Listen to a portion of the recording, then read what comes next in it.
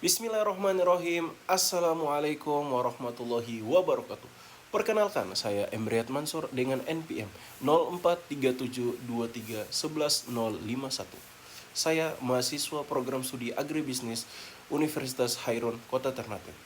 Di sini saya akan membahas materi terkait dengan apa sih itu digital marketing dan transformasi sumber daya manusia. Untuk memenuhi tugas akhir mata kuliah Ekonomi Sumber Daya Manusia, dosen pengampu Ibu Nur Samsi, SPT MAGB. So, tanpa berlama-lama lagi, check it out. Oke, baik teman-teman. Yang pertama kita akan membahas terkait dengan apa sih itu digitalisasi pertanian. Digitalisasi pertanian ialah pemanfaatan teknologi digital dalam seluruh proses pertanian untuk meningkatkan produksi, efisiensi, dan akurasi.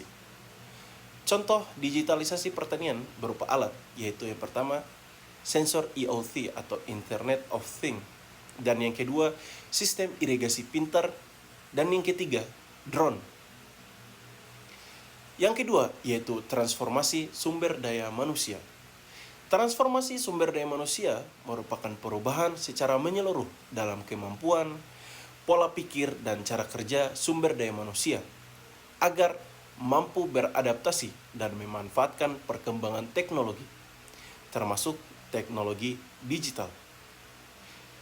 Kedua hal tersebut sangat berkaitan dan tidak bisa dipisahkan, karena sesuai dengan teori Capital Skill Complementary, yaitu teknologi modern membutuhkan sumber daya manusia yang terampil.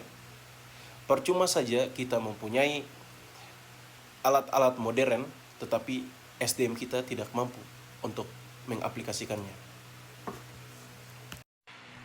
Menurut data BPS, sejumlah 46,84% petani menggunakan alat atau mesin pertanian modern atau alsintan atau teknologi digital. Artinya, sebagian petani sudah modernisasi, sedangkan sisanya bisa dianggap konvensional, dalam arti tradisional. Rata-rata petani kita masih menggunakan cara tradisional untuk membudidayakan komoditi yang mereka budidaya. Hal ini sangat disayangkan. Indonesia sedikit melambat dari beberapa negara ASEAN. Hal itu menyebabkan Indonesia hasil produksinya lebih rendah dibandingkan negara ASEAN seperti Vietnam maupun Thailand. Padahal luas lahan yang digunakan untuk produksi sebuah komoditi, contoh saja komoditi padi, Vietnam dapat menghasilkan padi yang lebih tinggi daripada Indonesia padahal dengan jumlah lahan yang sama. Karena apa? Dikarenakan Indonesia belum mampu untuk menerapkan secara maksimal digitalisasi pertanian dan juga transformasi sumber daya. Karena mengingat petani kita merupakan petani yang sudah berusia lanjut.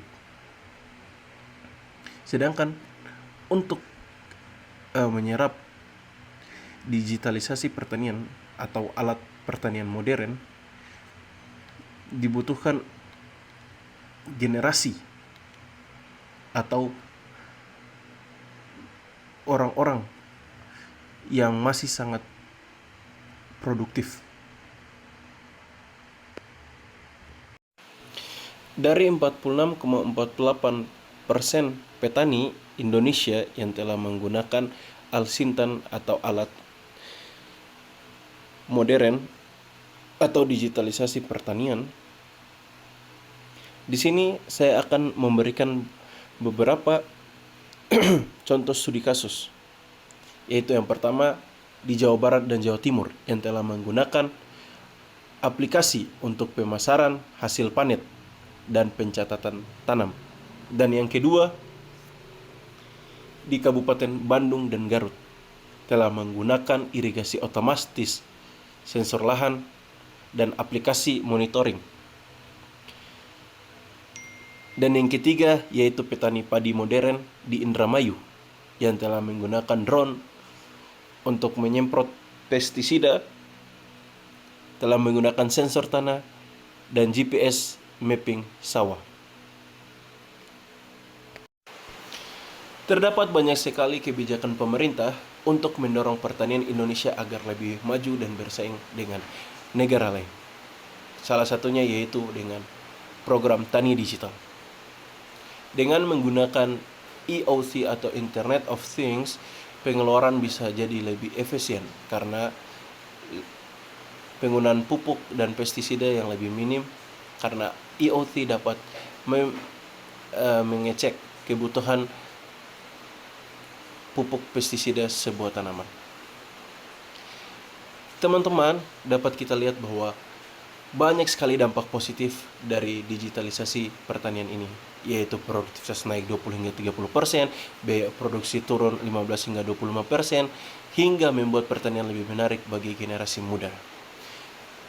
Jadi teman-teman, untuk mendorong Indonesia agar menjadi Indonesia emas pada tahun 2045 dengan swasembada pangan, dalam artian kita tidak lagi bergantung pangan terhadap negara lain, mari sama-sama kita mendukung program pemerintah agar Indonesia menjadi negara yang mandiri akan pangan tersebut. Mungkin itu saja dari saya. Wassalamualaikum warahmatullahi wabarakatuh.